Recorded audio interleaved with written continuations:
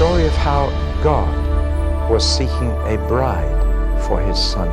Each book is different from every other book. I'm trying to give you the keys for you to unlock it for yourself.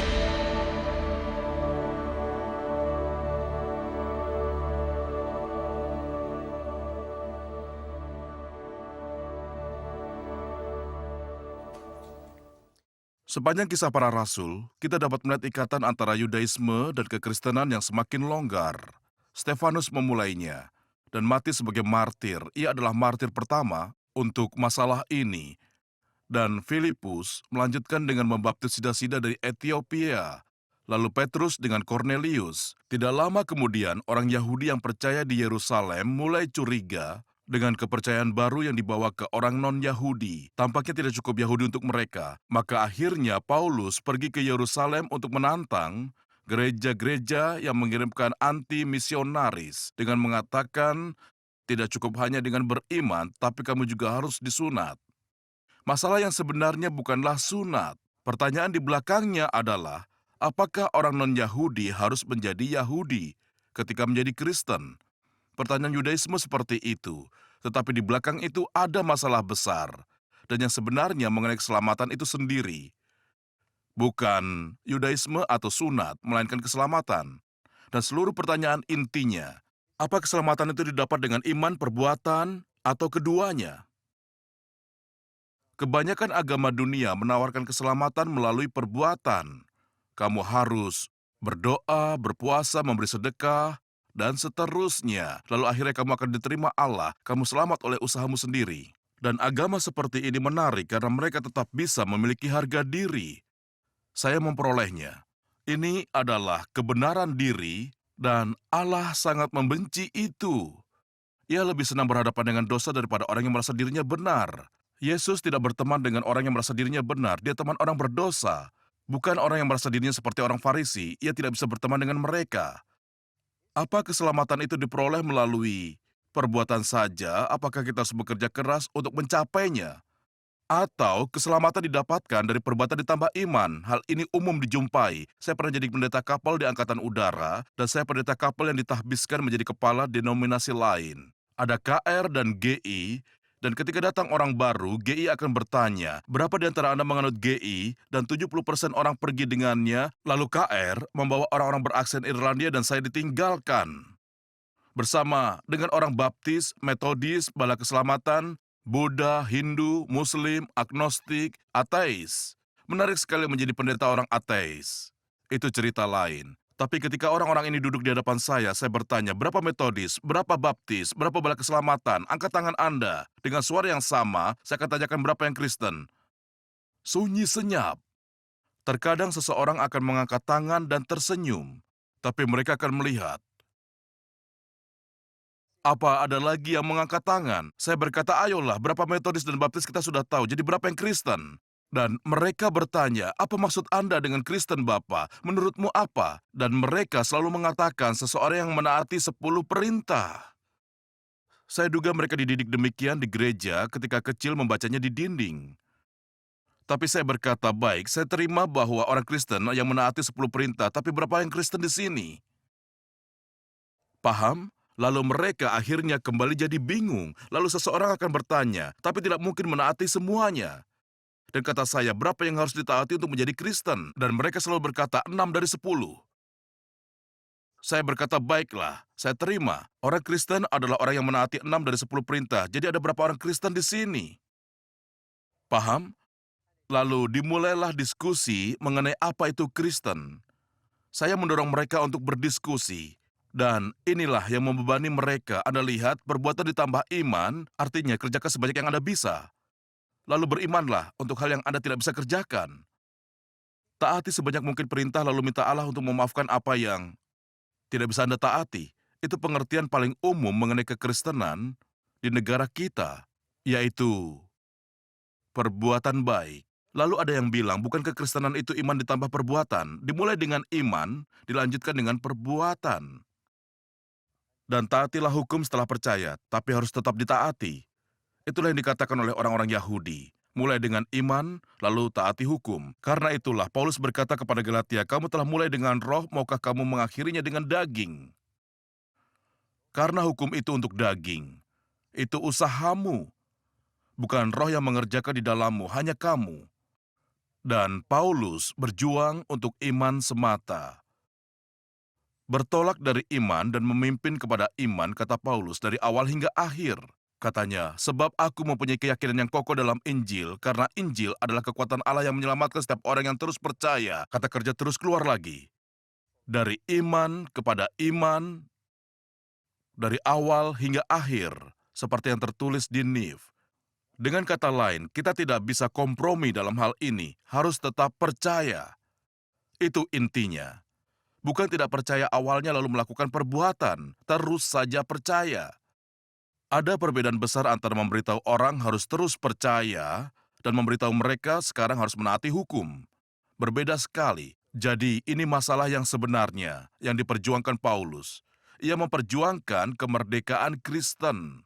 Memberikan hukum berarti meletakkan mereka di bawah kutuk. Karena hanya dengan tanda kelulusan 100%, Yesus bisa menerima mereka, jadi Anda menaati semua hukum, atau Anda melanggar hukum. Seperti peraturan lalu lintas, jika saya diberhentikan karena mengebut, saya tidak bisa berkata, tapi Pak, saya berhenti di semua lampu merah tadi. Katanya, saya tidak peduli jika Anda sudah berhenti di setiap lampu merah, Anda sudah melanggar hukum. Itulah yang Allah katakan, karena hukum itu bukan seuntai mutiara, hukum itu kalung. Kekudusan itu penuh, jika Anda memutuskannya di satu bagian, maka seluruh mutiara akan jatuh. Anda sudah melanggar hukum, tidak masalah berapa yang Anda langgar, 9 atau 10. Ibaratnya 3 orang terperangkap di atas batu dengan air pasang, dan ada laut sedalam 3 meter antara batu dan pasir, orang pertama melompat. Dan hanya sejauh sepertiga jarak dan tenggelam. Orang kedua melompat lebih jauh, 2/3 jarak juga tenggelam. Orang ketiga hanya meleset 6 inci. Tetapi ia juga tenggelam. Ketika Anda menaati hukum, tidak ada bedanya jika Anda melakukan sedikit atau banyak. Jika tidak, maka 100% Anda akan gagal sama saja dengan melanggar semua. Begitulah pikiran Allah, itulah yang difirmankan. Terkutuklah orang yang tidak menepati perkataan hukum Taurat ini dengan perbuatan, tertulis di Alkitab. Itu kutukan yang Anda terima jika berusaha menaati 10 perintah dan masuk ke surga dengan usaha sendiri. Tetapi Injil memiliki jalan kebenaran yang berbeda. Pertanyaan yang pasti timbul adalah mengapa Allah memberikan 10 perintah? Mengapa ia memberikannya kepada Musa? Jawabannya ada di Galatia, yakni karena hukum Taurat, orang-orang jadi mengenal dosa. Dengan kata lain, hanya dengan hukum, maka kita tahu bahwa Anda pendosa. Anda tidak mengetahui betapa salahnya Anda, hingga Anda mempelajari hukum Allah, lalu Anda sadar, 10 perintah itu diberikan untuk mempersiapkan kita kepada Kristus, dengan memperlihatkan kita tidak mampu menaatinya.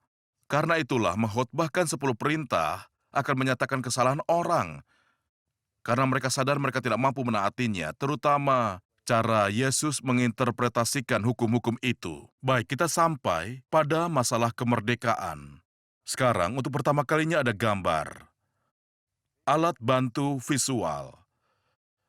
Itu seluruh Galatia dalam satu gambar. Gambar yang sederhana, tapi harus saya jelaskan dari mana mulainya.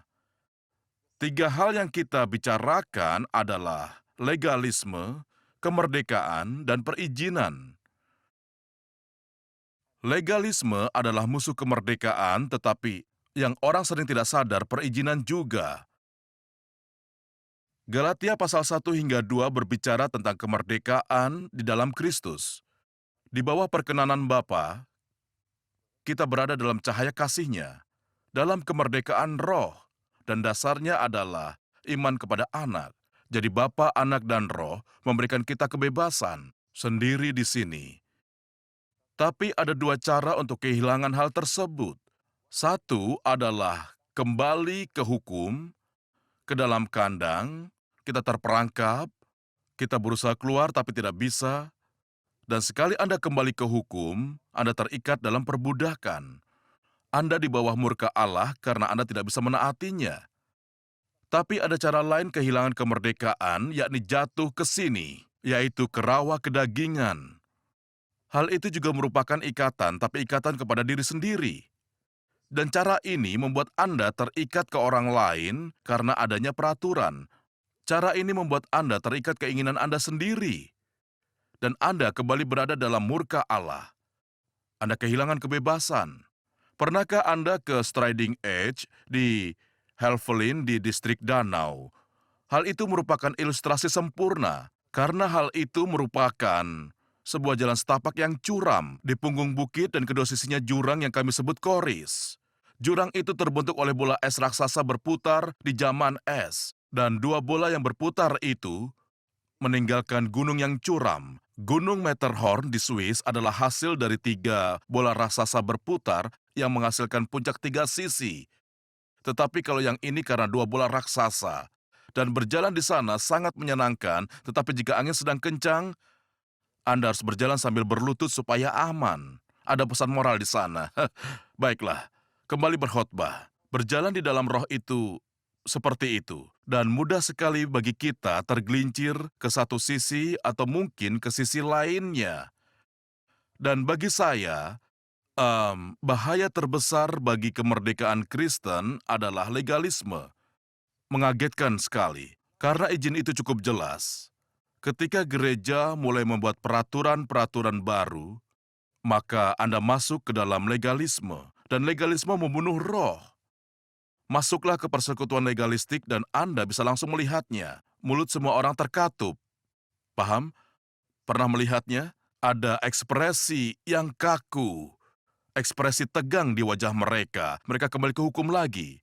Mereka menaatinya, tetapi itu membuat Anda keras, menjadi tegang. Itu bukan kemerdekaan roh.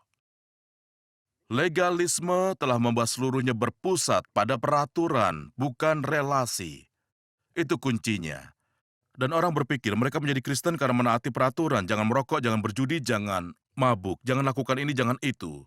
Dan mereka menaati peraturan, tapi relasinya lenyap. Ini sebuah ilustrasi yang akrab. Ada anak muda yang datang ke gereja kami di Buckinghamshire bernama Don. Ia seperti berlian yang belum diasah. Lalu ia datang kepada Kristus dan beberapa minggu kemudian ia bertanya apakah orang Kristen boleh ke bioskop hari Minggu malam. Saya tergoda untuk mengutip Hizkia 3:16 yang seperti Anda tahu, mengatakan bahwa orang Kristen tidak boleh ke bioskop hari Minggu malam. Akan tetapi, saya menolak godaan itu dan berkata, Don, saya tidak akan memberitahumu. Mengapa katanya? Saya jawab, karena kamu harus tanyakan sendiri pada Yesus. Jika ada jawaban yang jelas dalam Alkitab, saya akan memberitahunya. Karena Anda sudah berbicara dengan otoritas di mana roh sudah berbicara. Tapi sejauh yang saya tahu Alkitab tidak menjawab pertanyaan itu. Jadi ia harus bertanya pada Yesus. Ia berkata, bagaimana caranya? Kata saya, ajak dia ke bioskop pada hari Minggu malam dan lihat apa dia menyukai filmnya. Jadi hari Minggu malam berikutnya ia pergi ke bioskop di Gerrard Cross dan dia meminta 2 tiket kepada penjaga loket. Dan dia sendirian pada saat itu, tidak ada yang bersamanya. Jadi penjaga wanita itu berkata, apa pacarmu akan menyusul? Katanya tidak, berikan saja 2 tiket, ini uangnya. Tetapi tidak ada siapa-siapa. Dia berkata, ini uangnya, berikan saja 2 tiket. Rasa penasaran perempuan ini menjadi-jadi. Ia berkata, untuk siapakah tiket satunya? Dan ia berkata, jika Anda harus tahu, maka itu untuk Yesus. Dan dia ketakutan. Dan dia mengangkat telepon dan dia kemudian meminta manajernya turun. Manajernya turun dan bertanya, apa masalahnya? Dia ingin 2 tiket, lalu berikanlah 2. Kenapa kamu panggil saya? Dia ingin 1 tiket untuk Yesus, katanya. Sang manajer itu pun kaget dan gagap dan berkata, ya, jika dia mau membayar 2 tiket, berikanlah. Itu menguntungkan untuk kita. Jadi dia mendapatkan 2 tiket, dia masuk dan berkata, Yesus, kau duduk di sana. Dan 10 menit kemudian dia bertanya, apa kau menyukai film ini? 2 menit kemudian dia keluar. Ada yang berkata itu cara pengembalaan yang buruk. Seharusnya Anda bertanggung jawab atas keputusannya. Saya percaya itu pengembalaan yang baik. Anda paham? Karena itu kemerdekaan roh. Mudah bagi saya untuk membuat peraturan baru. Dan saya tidak bilang pergi ke bioskop kesalahan buat orang Kristen. Tapi Yesus berkata itu bukan untuk Anda. Paham? Nah, ini kemerdekaan roh. Bukan melakukan apa yang kamu mau, bukan melakukan apa yang orang lain mau, tapi membiarkan roh memimpin Anda. Kemerdekaan sejati seperti yang Paulus tuliskan bukan kebebasan untuk berdosa, melainkan kebebasan untuk tidak berdosa. Itu kebebasan sejati, tidak ada orang yang tidak percaya memilikinya. Itu kebebasan yang Allah inginkan untuk kita. Tapi mudah sekali untuk menghindarkan orang dari kedagingan dengan menerapkan hukum. Hal itu adalah satu-satunya jawaban yang beberapa persekutuan punyai. Mereka melindungi anggotanya dari melakukan hal ini dan masuk ke rawa tanpa menyadari yang mereka lakukan sama buruknya. Dan legalisme juga merupakan musuh kemerdekaan seperti perizinan. Nah, apa Anda mengerti? Itu adalah seluruh argumen dalam surat Galatia, pasal 1 dan 2 membicarakan tentang kemerdekaan ini, pasal 3 dan 4 membicarakan legalisme yang bisa merusaknya, pasal 5 dan 6 membicarakan bahaya sebaliknya. Sebenarnya Paulus memerangi dua sisi, dan itu masalah sebenarnya. Dalam banyak hal, Anda memerangi di kedua sisi untuk menjaga kebenaran, menjaga kemerdekaan, dan berjalan di tepi jurang yang terjal memang sangat-sangat sulit. Mari kita lihat tiga hal ini, bagaimana waktunya, baiklah masih cukup. Pertama, kita bahas legalisme lebih dalam.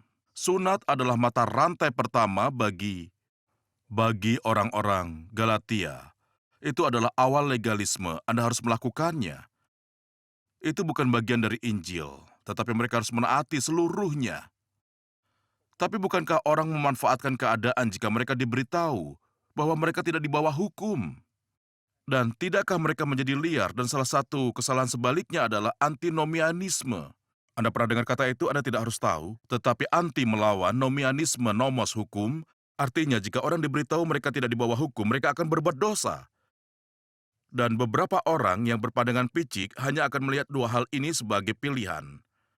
Itu jika Anda tidak memberikan mereka aturan, melakukan apa yang menyenangkan diri mereka sendiri. Eh, Luar biasa bagaimana gereja mengembangkan peraturan dan regulasi. Ketika saya jadi pendeta metodis, ada buku yang tebalnya 0,5 inci berjudul Praktek Konstitusional dan Disiplin Gereja Metodis. Sekarang tebalnya 3/4 inci. Setiap tahun ditambahkan 40 lembar. Dengar, jika peraturan dan regulasi bisa membawa kebangkitan, gereja metodis sudah menjadi yang baik. Tetapi nyatanya bukan begitu. Betapa gampangnya kita berusaha memberi peraturan untuk ini dan itu, dan berpikir bahwa pengaturan kita akan membawa kehidupan. Tidak, kemerdekaan membawa kehidupan. Dan Allah membebaskan kita supaya bebas. Waspadalah terhadap legalisme seperti elang. Jika Anda terjerumus ke dalamnya, Anda akan menjadi keras dan munafik. Karena Anda tidak akan berani memberitahu siapapun ketika Anda melanggar hukum. Dengan tidak mengakui pelanggaran yang Anda lakukan, Anda bisa dianggap tidak stabil. Anda pernah dengar kata itu? Legalisme. Kita kembali bahas perizinan, ada bahaya yang besar di sisi ini. Dan Paulus berkata, perbuatan daging, berhati-hatilah. Ada rawa, suatu bentuk perbudakan yang lengket, yang menghisap, dan mudah sekali tergelincir ke dalamnya, dan sulit sekali untuk keluar. Dan perbuatan-perbuatannya, perhatikan ini kata majemuk, perbuatan daging beberapa jelas terlihat, pencabulan, okultisme, obat terlarang, penyembuhan, hal-hal yang dijumpai di zaman sekarang. Kemudian ada yang lebih tersembunyi, perseteruan, perselisihan, iri hati, kedengkian, roh pemecah. Itu yang lebih tidak kentara, tetapi termasuk rawa kedagingan. Kita perhatikan bahwa Paulus berargumen sangat keras mengenai sunat. Tapi ia juga berkata keras mengenai orang yang hanya ingin menyenangkan. Bagaimanapun juga, apapun masalah yang dibahas, yang membagi manusia ke dalam kelompok, itu hal lain. Anda tahu apa yang Paulus maksudkan tentunya, perpecahan ini, kejanggalan ini, kepribadian yang bermasalah sehingga Anda tidak bisa mendekati mereka. Orang yang memiliki iman untuk memindahkan gunung tetapi memindahkannya ke jalan orang lain. Anda tahu orang ini? Sayangnya ada satu atau dua di setiap persekutuan, itulah kedagingan. Tidak kentara, tetapi itu perbuatan daging. Nah, apa yang terjadi? Kata Paulus, ketika seseorang tergelincir dalam hal ini, Dan saya khawatir hal ini selalu terjadi ketika ada skandal di persekutuan Anda atau skandal mengenai televangelis, apa yang harus dilakukan orang lain. Dan Paulus dengan serius berkata, jika hanya sesekali mereka tergelincir, angkatlah mereka dengan sesegera mungkin. Karena kamu juga bisa tergelincir. Ada banyak kulit pisang di jalan kekristenan. Katanya jika seseorang tergelincir ke dalam dosa, yang lainnya harus mengangkatnya dengan rendah hati karena bisa saja itu kamu. Tapi dosa yang dibiasakan itu adalah persoalan yang berbeda. Orang yang tergelincir, angkat mereka, kembalikan ke dalam persekutuan. Sembuhkanlah mereka. Tetapi jika seseorang sengaja dan bermaksud diam di dalam kedagingan, maka ia pasti akan menuai apa yang ia tabur. Dan Paulus memberikan pernyataan yang sangat serius. Barang siapa melakukan hal demikian, maka ia tidak akan dapat bagian dalam kerajaan Allah. Nah, sekali lagi, ada catatan yang sudah saya katakan sebelumnya, orang Kristen masa kini bergumul dengan konsep sekali diselamatkan, selalu selamat. Setelah memberi daftar tentang perbuatan daging, Paulus berkata, saya peringatkan, seperti yang sudah diperingatkan sebelumnya, barang siapa yang terus melakukannya, maka tidak akan mewarisi kerajaan Allah. Nah, sekarang dia bicara kepada orang percaya di sini, bukan kepada mereka yang tergelincir dan harus diangkat dengan segera, tetapi mereka yang terus berkubang di dalamnya. Mereka pikir baik-baik saja karena punya tiket ke surga. Dan Paulus berkata, kamu salah, kamu tidak akan mewarisi kerajaan Allah.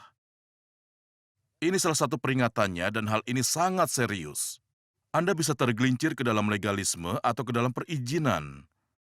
Dan Anda perlu diangkat dengan cepat dari keduanya. Tetapi jika dilakukan dengan sengaja dan memilih untuk hidup di dalamnya, baik di kandang maupun rawa, maka Anda tidak akan mewarisi kerajaan Allah. Ini peringatan serius yang harus kita dengarkan.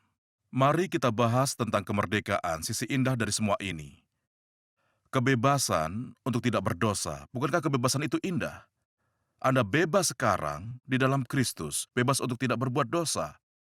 Anda tidak perlu berkata ya. Seperti kata Paulus, saya pikir di suratnya kepada Titus, dia berkata kita diberikan anugerah untuk mengatakan tidak. Ada seseorang yang berkata itu kontrasepsi yang terbaik bagi yang belum menikah. Anugerah untuk mengatakan tidak. Anda bebas mengatakan tidak. Hal itu indah kan? Benar, mari kita lihat apa yang terjadi. Di sini, meski tidak bisa saya taruh di diagram ini, tetapi Anda bisa melihatnya di sini. Ada jalan setapak ke puncak. Dan kita harus terus berjalan, seperti yang sudah saya bilang, kita harus berjalan di dalam roh. Dan ketika Anda berjalan di dalam roh, terjadi sesuatu yang indah. Ada buah yang tumbuh di hidup Anda. Anda tidak bisa menghasilkan buah roh, Anda bisa menghasilkan perbuatan daging. Anda tidak bisa menghasilkan buah roh, tapi jika Anda terus berjalan dalam roh di tepi jurang yang terjal, buah itu akan tumbuh dalam hidup Anda. Dan hanya satu buah dengan 9 rasa. Di mana banyak perbuatan daging, tetapi buah hanya satu, tunggal. Tetapi ada 9 rasa. Ada buah seperti itu di Spanyol dan Mediterania. Namanya Mysterio Deliciosus. Ada yang pernah makan? Boleh angkat tangan? Anda pernah, jadi mereka percaya. Anda gigit buah ini rasanya seperti jeruk, gigitan kedua seperti lemon, dan banyak rasa di dalamnya. Mysterio Deliciosus, nama yang indah untuk buah. Saya ingin ada yang pernah memakannya, kalau tidak mereka tidak akan percaya pada saya, karena hanya merupakan cerita pengkhotbah. Ayah, apakah cerita itu benar atau hanya khotbah? Kata anak kecil. Parah sekali. Jadi itulah buah roh, 9 rasa. Dan semuanya tumbuh bersama, itulah buah roh. Beberapa rasa akan muncul di orang yang tidak mengenal Tuhan. Mereka bisa punya sukacita, yang lain punya damai. Tetapi tidak pernah seluruhnya kecuali di dalam Kristus. Dan orang yang dipenuhi roh dan berjalan dalam roh, bisa jadi 3 atau 4 hal di orang yang belum percaya. Tetapi ke-9-nya tumbuh bersama bukti adanya roh di dalam hidup seseorang dan mereka berjalan di dalam roh. Dan ke-9 rasa itu menghubungkan Anda dengan Allah, orang lain, dan diri sendiri. 3 rasa itu, kasih, sukacita, damai, membawa Anda ke dalam harmoni yang sempurna dengan Allah. 3 berikutnya, kesabaran, kemurahan, dan kebaikan, membawa Anda ke dalam harmoni yang benar dengan orang lain. Lalu kesetiaan, kelemah lembutan, penguasaan diri membawa Anda ke relasi yang baik dengan diri Anda sendiri. Bukankah itu buah yang indah? Menurut saya iya. Buah ini terbatas tanpa karunia roh, seperti juga karunia roh tidak cukup tanpa buah. Jika saya pergi ke rumah sakit untuk membesuk orang, saya bisa memperlihatkan seluruh buah roh, memperlihatkan kasih dengan membesuk, sukacita dengan menghibur mereka, damai sejahtera dengan menenangkan, dan berikutnya kesabaran dengan mendengarkan cerita operasinya, kemurahan dengan memberikan buah anggur, kebaikan dengan menawarkan akan merawat anak-anak, kesetiaan dengan membesuk setiap hari, penguasaan diri dengan pergi ketika jam besuk sudah selesai, dan oh tidak, ada yang ketinggalan, kelemah lembutan dengan pergi ketika disuruh pergi oleh suster, dan penguasaan diri dengan tidak memakan buah anggur. Nah, Anda paham. Jadi saya mendemonstrasikan seluruh buah roh dalam pembesukan itu, tapi saya tidak menyembuhkan mereka. Karena itu adalah karunia roh, dan kita membutuhkan karunia dan buah. Jangan mempertentangkan hal ini. Tapi Paulus berkata, ketika kamu berjalan di dalam roh, buah itu tumbuh. Dan ia menggunakan kata berjalan di sini dengan dua cara, bahkan dua kata berbeda. Sayangnya dalam terjemahan bahasa Inggris, keduanya hanya ditulis dengan berjalan. Dan di akhir pasal 5 dan di pasal 6 tertulis berjalan dalam roh. Dalam bahasa Yunani, berjalan di pasal 5 berarti berjalan sendiri. Berjalan sendiri maksudnya adalah berjalan sendiri, ya berjalan sendiri seperti orang aborigin. Tetapi pada pasal 6, kata itu berarti berderap di dalam roh, bersama orang lain. Menariknya, ada dua macam berjalan di dalam roh. Ada berjalan dalam roh sendirian, lalu ada berjalan dalam roh dengan saudara-saudara seiman. Dan kita butuh keduanya. Kemerdekaan sejati adalah berjalan di setapak itu, bersama saudara-saudara seiman, berjalan dalam roh bersama-sama. Jadi itulah pesan surat Paulus kepada jemaat Galatia. Dan bagi saya, surat itu salah satu yang paling relevan, bukan surat yang enak dibaca, tetapi saya akan membagikan pendapat dengan orang yang menyebut surat ini makna carta kemerdekaan Kristen. Saya percaya bahwa hal itu adalah gelar yang bagus. Jika Anda ingin tahu di mana posisi kebebasan kita, ini kebebasan kita. Banyak orang berdiri dalam kebebasan yang lain, baik atau buruk, tetapi kebebasan kita adalah kebebasan untuk tidak berdosa. Kebebasan, kemerdekaan roh, untuk berjaga-jaga dari kandang legalisme dan rawa-rawa yang disebut perizinan, dan menjaga kita tetap di atas untuk menikmati cahaya kemurahan Allah. Mengapa ini begitu relevan, ya? Sayangnya legalisme masih ada di tengah kita. Ada di mana-mana. Orang berusaha masuk surga melalui perbuatan, atau bahkan memulai dengan iman lalu kembali kepada perbuatan. Itu tragis. Mendiang Dr. W.E. Sangster membesuk seorang perempuan yang sekarat di rumah sakit. Dan ia bertanya, apa perempuan ini siap bertemu Allah? Apa yang akan Anda katakan? Dan dia mengangkat tangannya yang kasar, katanya, saya seorang janda, membesarkan 5 anak. Saya tidak punya waktu ke gereja, membaca Alkitab atau apapun yang religius, tapi saya berusaha sebaik-baiknya untuk anak-anak saya. Dan ketika saya bertemu dengan Allah, saya akan mengangkat kedua tangan ini. Dan ia akan mengerti. Apa yang akan Anda katakan kepada perempuan seperti ini? Dan Dr. Sangster adalah seorang pengkhotbah yang hebat. Dan ia hanya berkata, Anda terlambat sayang. Anda terlambat. Perempuan itu bertanya, apa maksudnya? Ia jawab, sudah ada seseorang di hadapan Anda yang mengangkat tangan di depan Allah. Dan Allah hanya melihatnya. Siapa maksud Anda? Dan ia memberitahu, jangan taruh percayamu pada tangan Anda. Taruh percayamu pada tangannya. Jadi legalisme masih bersama kita. Cukup merebak. Orang Inggris pada umumnya berpikir menjadi Kristen itu berarti bersikap baik pada nenek dan kucing. Ada pernah dengar? Itu yang mereka pikirkan. Saya sama baiknya dengan siapapun yang pergi ke gereja. Ketika mereka berkata benar, masuk legalisme. Kita harus beritahu mereka bahwa surga menuntut 100%. Dan jika Anda pergi ke sana seperti sekarang, maka itu akan merusakkan segala sesuatunya.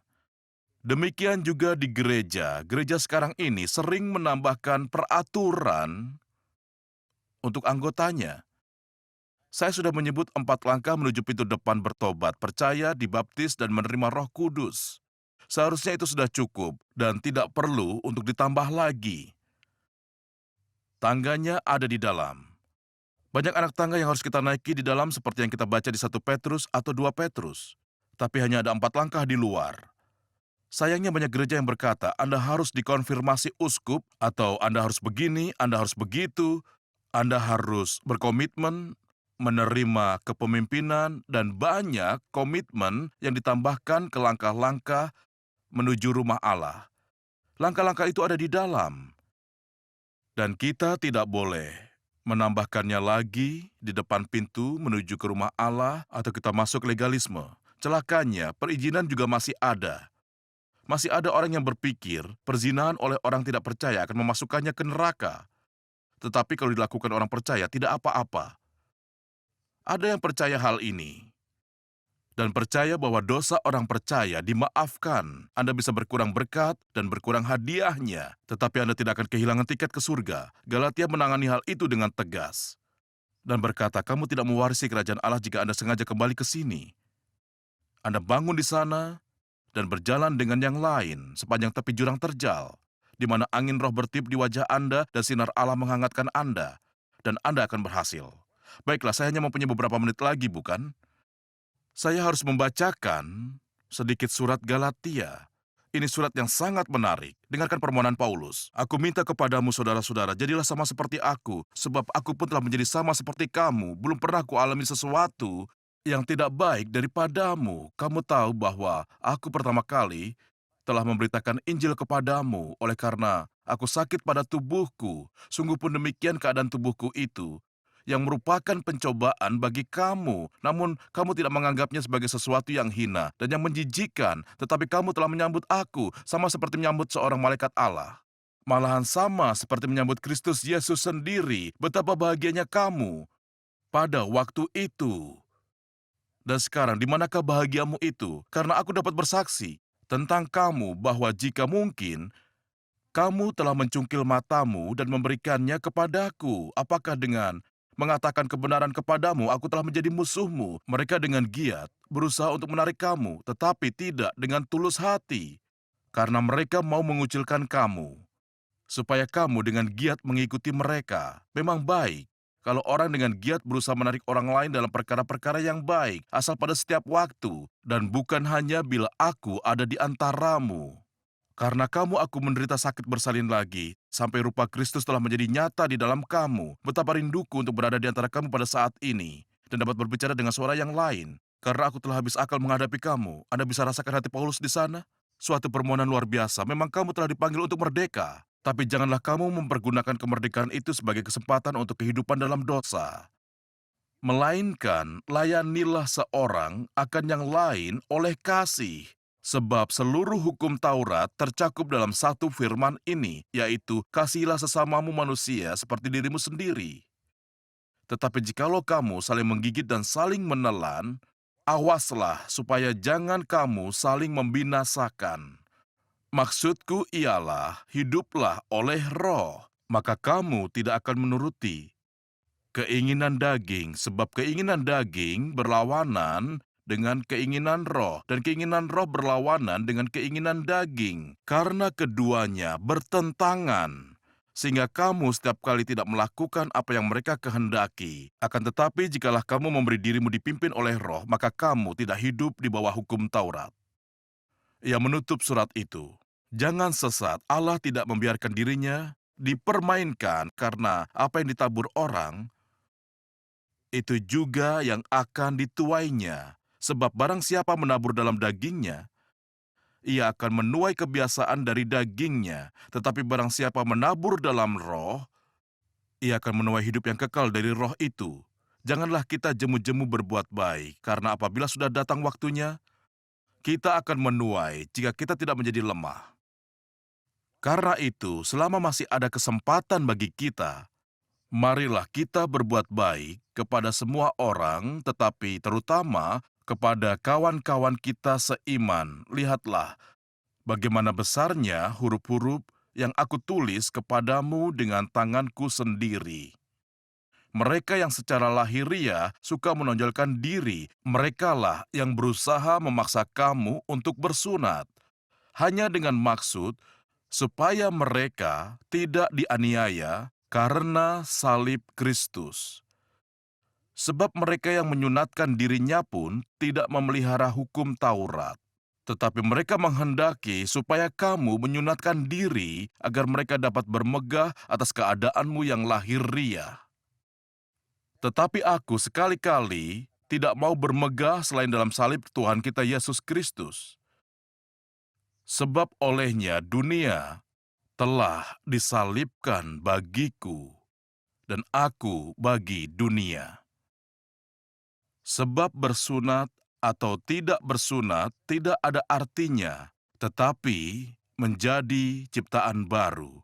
Itulah yang ada artinya, dan semua orang yang memberi dirinya dipimpin oleh patokan ini, turunlah kiranya damai sejahtera dan rahmat atas mereka dan atas Israel milik Allah. Lalu selanjutnya, janganlah ada orang yang menyusahkan aku karena pada tubuhku ada tanda-tanda milik Yesus. Kasih karunia Tuhan kita, kasih karunia Tuhan kita Yesus Kristus menyertai roh kamu, saudara-saudara. Amin. Itu sebagian suratnya, salah satu surat terkuat yang pernah Anda baca. Bacalah terjemahan masa kininya juga. Itu saja untuk kali ini.